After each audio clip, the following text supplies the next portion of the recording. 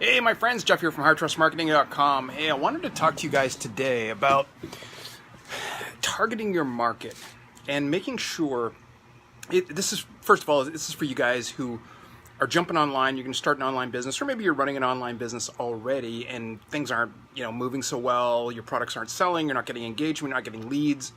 Your message is missing the target.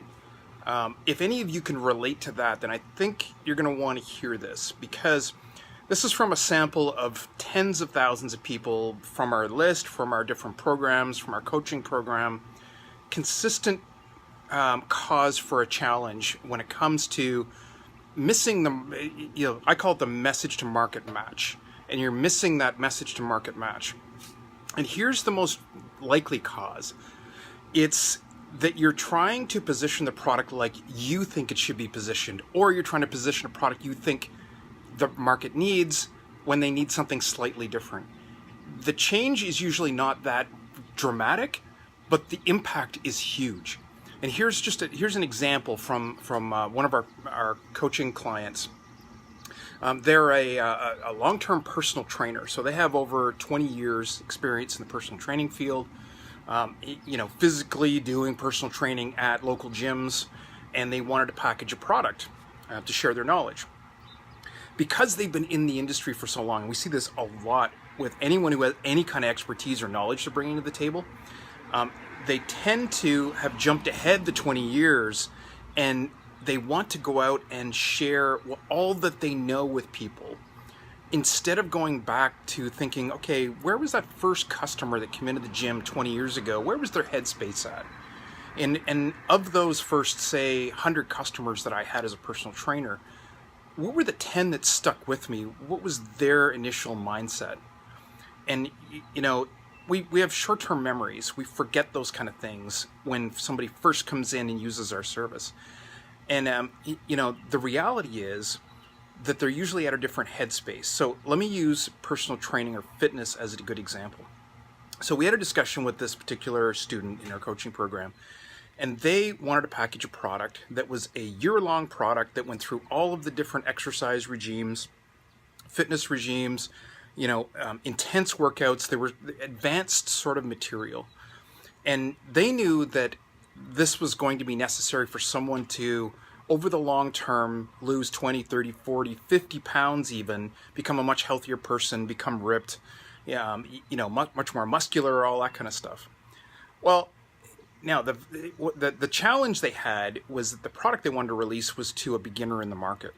Now, a beginner in the market has probably, let's go into their headspace. They've probably tried a dozen things in the past. They find, fitness extremely painful. That's why they haven't stuck to it, frankly. They find dieting challenging. They've probably tried to stick to a fitness regime for a couple of weeks and haven't been able to, fallen off the wagon and gained even more weight. They're frustrated, they're ready to give up, lost a lot of hope, don't like the pain associated with it, and they're looking for something different. They're looking for something that isn't so painful. Now, that's quite a different mindset than what, my client was going to bring to the market and the mindset they were in. And the problem comes when they were going to insert their mindset, they were going to force their mindset in terms of the product, the marketing campaigns, the ads, everything in that direction, right? And that's the wrong approach. The right approach is to go back and reposition a beginner product that commits to somebody, hey, if you do this in the next 30 days, if you spend, and you want to try and carve this up to make it as simple and repeatable as possible, so that someone that's getting back into the game, that's frustrated, who doesn't like the pain associated with this, is going to have a chance of succeeding. That's a winning product. That's a winning marketing campaign, because you're hitting that exact consumer at the place, where their mindset is at right now. So what you would want to do is put together, say, a 30-day program with, say, a half an hour a day, where they could make some dietary changes that wouldn't impact their life too heavily, but still going to have a big impact, right? Take that top 10%, cut out sodas, cut out potato chips, things like that. And then,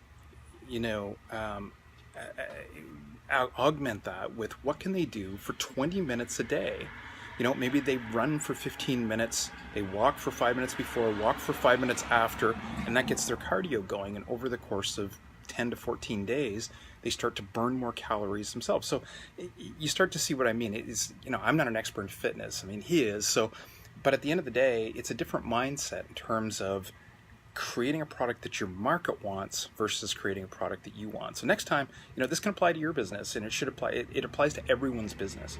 Think about who your ideal prospect is. What is their current mindset?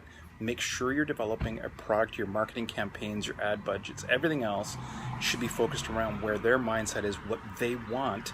You can give them the solution that you know they need, but you should be marketing to what they want. Okay, hope that's helpful. If it is, leave me a comment, guys. I want to hear from you guys, and you know, share this with anybody that you think might be interested. And that means anybody who's trying to make an influence online, trying to do anything online, can value from this content. So I hope you guys have an awesome day.